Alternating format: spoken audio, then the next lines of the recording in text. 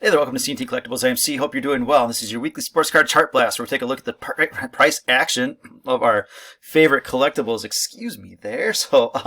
Anyways, a little bit more green than last week. Last week we were looking for a little bit of a dollar reversal. Bonds finding some support. If you hung around to the end of the video, which not many people have. It seems like these days when I post a video, I'm actually losing subscribers. So what am I doing wrong here? Maybe I need to give out some really crappy information, I guess. So I get it. It's dry. I appreciate those of you who do watch, subscribe, like, and do all that kind of good stuff. So thank you.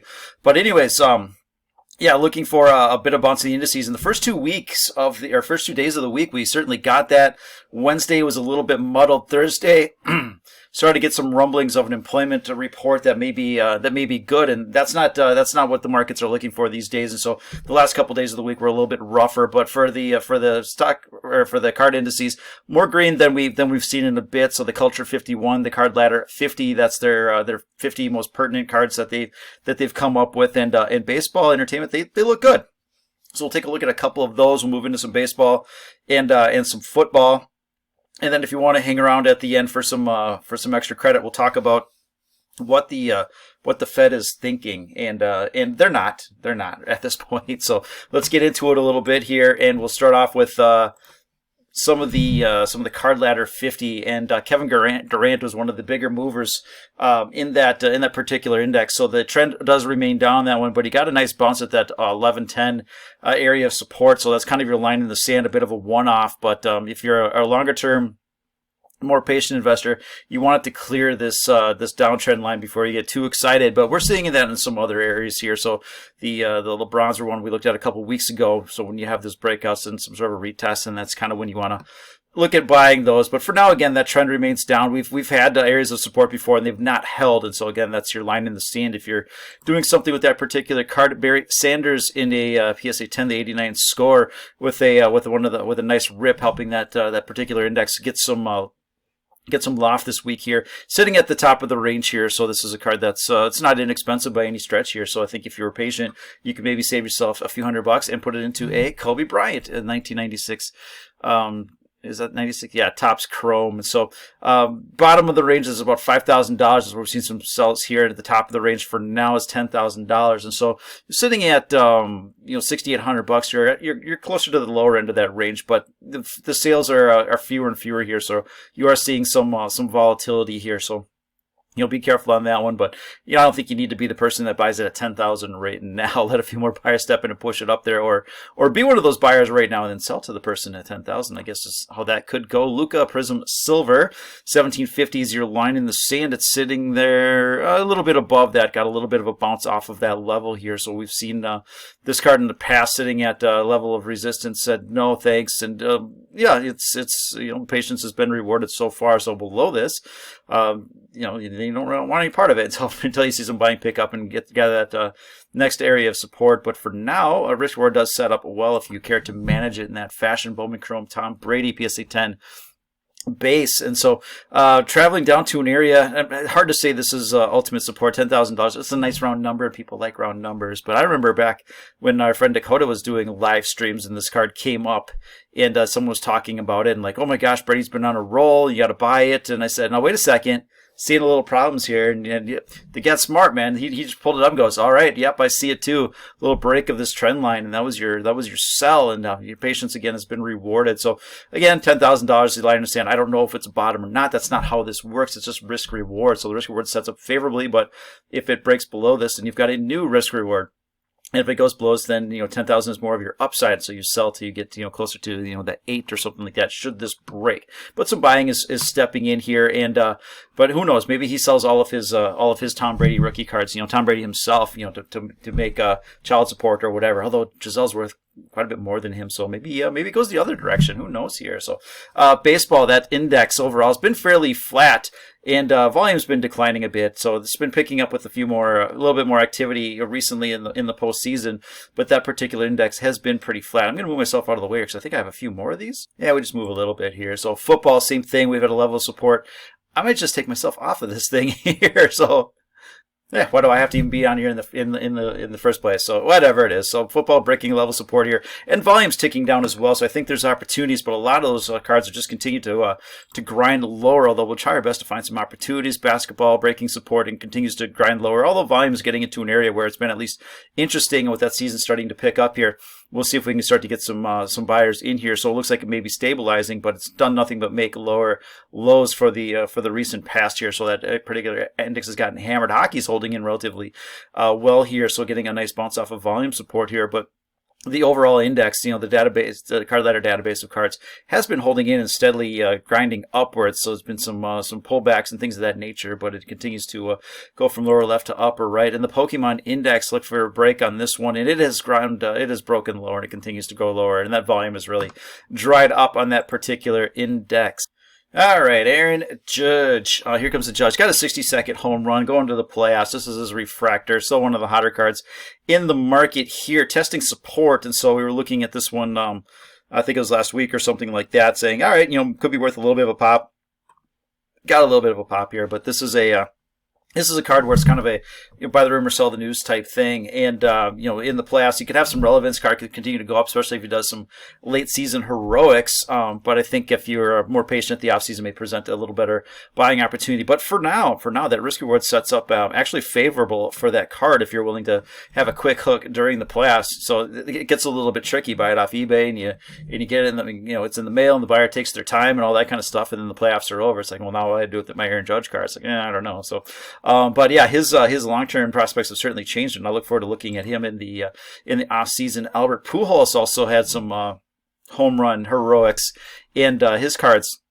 You got a little bit of a pop off that, but they're breaking down now, so they're continuing to travel down. So again, I think if you're patient, you get a better option, a better spot to buy that card here. A lot of volume in here now, not so much, and so you may have some people coming in to sell as they've quickly realized some losses here, and so there's enough buying in here. There should be a steady grind down, and that's a card maybe you want to look at here. Paul Goldschmidt could get the MVP award here, sitting kind of at the bottom-ish of his range overall. So if you're looking for that particular nice example of his rookie card. There you go, Freddie Freeman. Ripping, he's had a terrific season as well. So that trend continues to be down, and that's more of a one-off. So I think you can get it for a little bit cheaper. So $172, maybe you get it for $20, $30 cheaper or something like that. But again, the trend does remain down on that card, and I think if you're patient, you get it for maybe a couple bucks cheaper on that one. Manny Machado having a terrific year here as well. He'll be in the MVP conversation. Probably doesn't get it, but you could have some playoff heroics. And this is a guy with an excellent long-term track. $40 for a PSA 10 of his rookie card here. So continue to grind lower, and looks like that's a particular one-off, maybe a little bit of a one-off here. So I don't know if you're going to be able to get that price, but gosh, sub $50 for a Manny Machado. That seems like a pretty decent deal here. And Francisco Lindor, another terrific season. Again, one of the better longer-term paths to baseball immortality. And you're starting to look at $60 or something like that. So lump all these guys together. It's like, okay, I don't expect those prices to rocket up. There's not this huge disconnect between like the Lindors, Machados, kind of those. I'm not even gonna call them second. These are first tier guys right now. So, but if you look at them relative to Freeman and Goldschmidt. These print runs are a little bit higher, I suppose, the population counts and things of that nature versus the 2011s. So take that into consideration. That's why the Goldschmidt's probably more than the Freddie Freeman and going to be more than these guys here. But I think these, especially, this used to be a $400 card. That's a attractive price. So it's not to say cheap or inexpensive or anything like that, but this is a good opportunity and starting to tick up here. Again, if you want to wait for the breakout, then that's probably a more of an all-clear sign. But gosh, these guys are giving you some great opportunities here. Pete Alonso in the refractor, PSA 10 as well, getting close to the bottom of his range. And we'll wrap up baseball with Juan Soto. We played this one pretty well, actually. So, 300, 350, that was kind of our initial sell. And we've had buys and sells in here. Called hey, take a shot in this area here at the lower end of his trend line. And then at this intersection, top tick that one. And thought it would come back a little bit, but it came back a lot more than that. So once again, it's probably a card to look at. And if you look at Juan Soto, what he's done this year, Scotty B, he always does a nice job with his videos.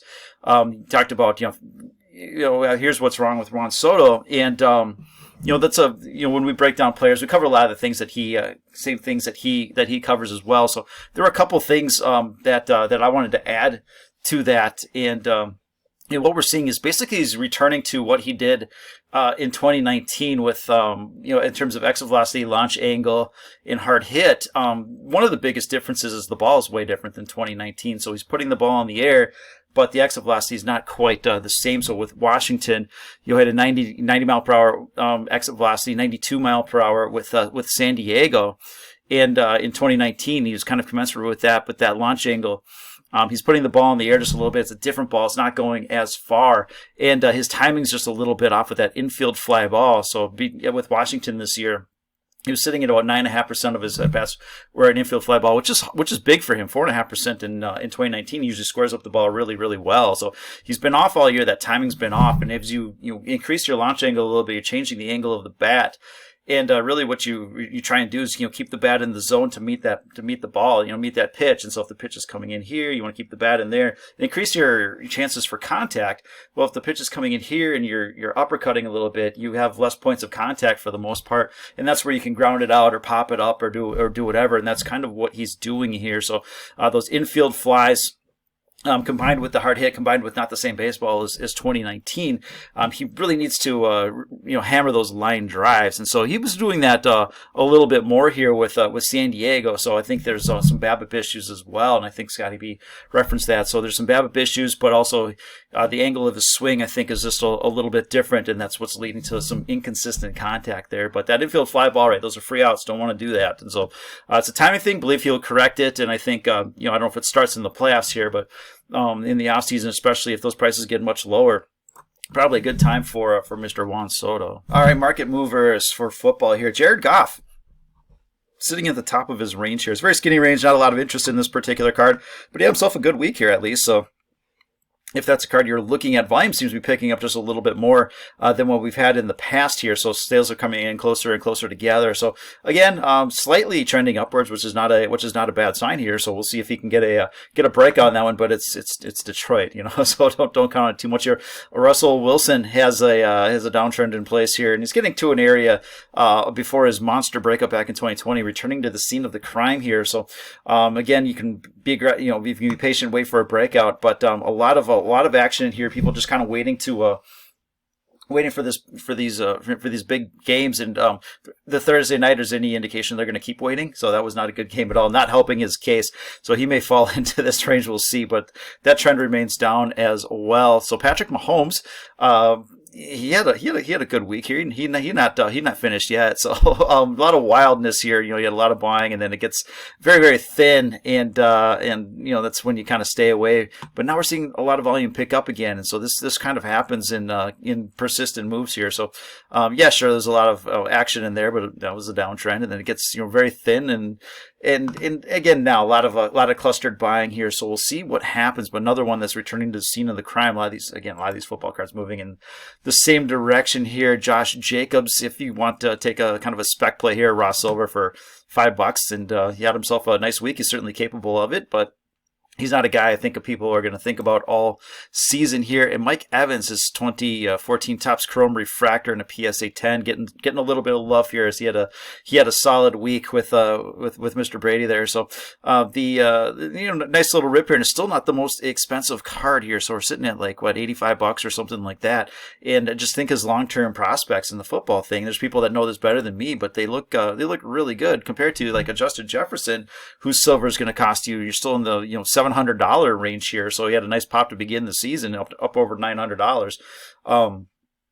But the last few weeks have been a little bit soft. But it's like, in 7 years or whatever, or a couple of more years, Justin Jefferson, maybe this price makes a ton of sense, right? So, but Mike Evans is kind of done, not to Justin Jefferson's level the first couple of years at least, but he's got a little bit more of a track record. It's like, it seems like I'm missing something is what it comes down to here. Deebo Samuel had a nice week here, top of his old range here. He had the breakout last year in the playoffs, and he's fallen back into his old range. And so if you can get a sub 50, that's probably the price here. Very thin buying on this one, kind of the top of the range. I think if you're patient, you get a little better deal on that one. CD Lamb with a nice week here. And back, there's not many reference points on this one, but here's one, and here you are again. So not a lot of buying on this. So if you're buying, this could have wild mood swings, but maybe that's around $35, maybe that's worth a decent shot. But who throws to him from here? So could get a little bit interesting. Some hockey here. So we've got the season getting underway, and see these are some of the spec plays. Jason Robertson signed himself a big contract, and he can go and buy even more of his cards because sitting at the lower end of his range. Pierre-Luc Dubois, I think I'm just doing this for pronunciation purposes. So a lot of these speculative young guns, these are players that they've shown flashes, and we'll see if they can get some help and put up some big numbers here. But sitting at the bottom of the range, risk reward sets up favorably on that one. Elias Pettersson, bottom of the range, getting a rip off of that one, but still not a horrible price for his card. A lot of these young guns, once you start to really do something, you're upwards $600, $700, $800 or something like that. So, he's sitting kind of in an interesting area where it's been for a while here, and it's still kind of grinding lower. But if it gets a breakout, that's a big deal. And in hindsight, that could be a decent price here. So Patrick Lane, kind of in the middle of his range, kind of on thinnish volume here. So not a lot going on in that one here. But if you're able to get it, sub $100, if you're patient, then that could work out pretty well. And Jordan Kirau, like I say, Kirau. I'm horrible with shouldn't do this for pronunciation purposes because I'm bad at it. It's getting close to the bottom of the range, and you can see a few more sales here than what we've seen in the past, and so that could be an interesting play here. And we'll wrap it up with Deadpool had a trailer drop this week, and a little teaser. And it was good in Deadpool fashion. It was very enjoyable. So those PMGs, $1,100 card at one point here, or let's see, what was that one sale? A $1,700 card. Now you're sitting at like $510 or something like that. So I mean, no victory laps on this one. I think everybody saw this one. Just like, all right, get in, hope you can sell higher. Beanie Babies, right? Get in, hope you can sell higher. I think there are enough people saying, just watch. This is nuts. So, all right, that's what I got for the sports card stuff. You want to hang around for a couple minutes on what the hell the Fed is doing right now and why they're intent on destroying our markets? Then I will get into that with you. But otherwise, thanks for watching, subscribe to all that kind of stuff, and have a good one. All right, so that we put a private institution in charge of our money supply is a little bit insane, but that's what we did a little over 100 years ago with the Federal Reserve Act of 1912. And one of the things that they look at, one of their tools in their toolbox, is the Phillips curve.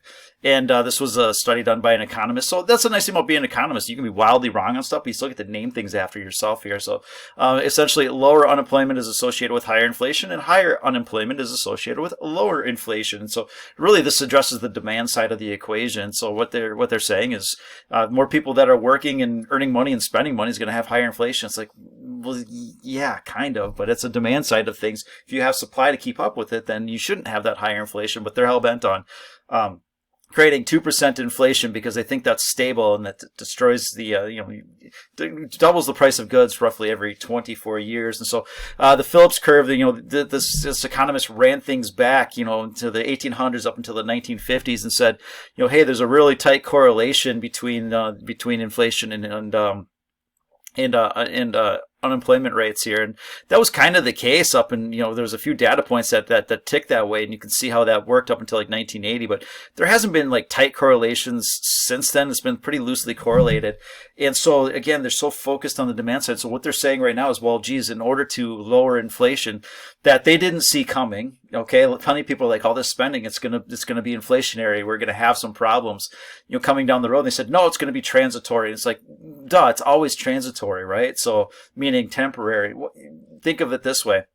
If you buy an apple for 50 cents and then the next year that same apple, costs $1, your inflation is 100%. The price is doubled. All right. Let's say the year after that, it's still $1. It's like, okay, there's no more inflation, but those prices are really, really sticky. So it's pretty disingenuous. And you had the administration coming out in, I think it was early September or something like that, talking about the month-over-month inflation numbers not changing a whole lot. It's like, well, yeah, but they're still really high compared to last year's. The way you have to kind of look at that stuff here. So what they're trying to do is destroy employment. Basically, they want to destroy people's lives, and they think that will bring down inflation by reducing the demand side of things, completely ignoring supply chain issues and things of that nature. Which honestly, if you had a lot of production back online and loosen some regulations, you could get the supply to kind of catch up, catch up to the demand. So there's a couple different ways to address it, but it seems like they're really hell bent on destroying